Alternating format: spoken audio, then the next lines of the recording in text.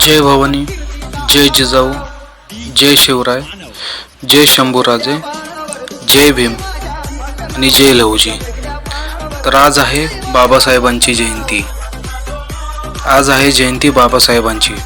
आजच्या दिवशी 14 एप्रिल 1891 साली बाबासाहेबांचा जन्म झाला. बाबासाहेब हे फक्त नाव नाही, अन्यायाविरुद्ध लढण्याची शक्ती देणारे शक्तिस्थान आहे. दीनदुबळ्यांचे होणाऱ्या अत्याचाराचा विरोध करणारे एक विचार प्रवाह आहे.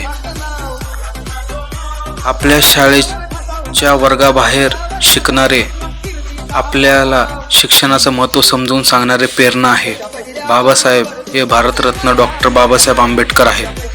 आपल्या समाजासाठी, आपल्या घर संसाराचा त्याग करणारे त्यागाची महानायक आहेत.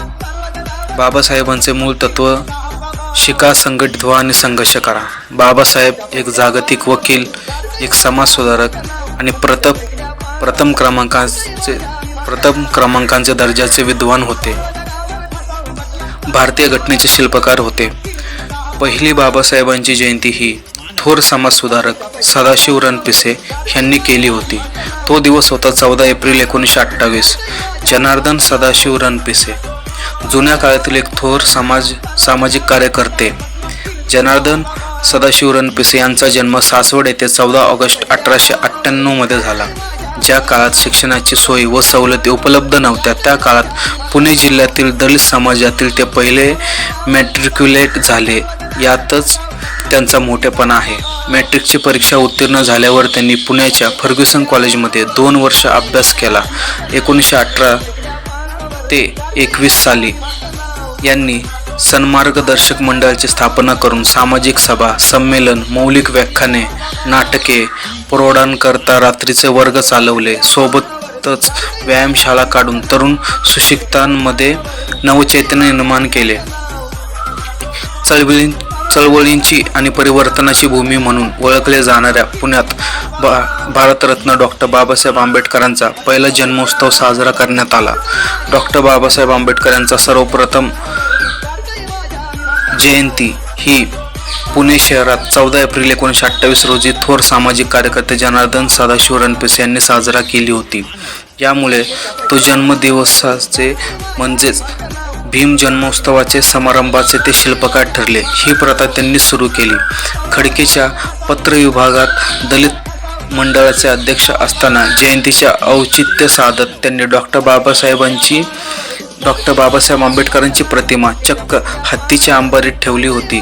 त्यानंतर प्रभात फिल्म कंपनीच्या रथातून उंटावरून प्रचंड मिरवणुका काढल्या होत्या. अशी ही पहिली जयंती साजरी झाली.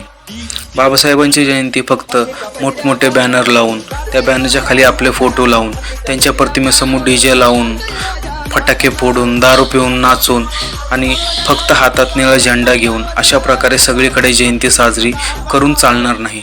त्यांचे विचार, त्यांचे गुण आणि त्यांच्या संघर्षाच्या मार्गावर चालणे, शिका, संघटित व्हा आणि संघर्ष करा ह्या मूळ तत्वावर चालणे, बाबासाहेबांच्या जीवनातील प्रसंगाचा अभ्यास करणे, आपल्या लेखणीला सत्यासाठी प्रशिक्षित करणे, नेहमी अन्यायाविरुद्ध लढणे हे महत्त्वाचे आहे.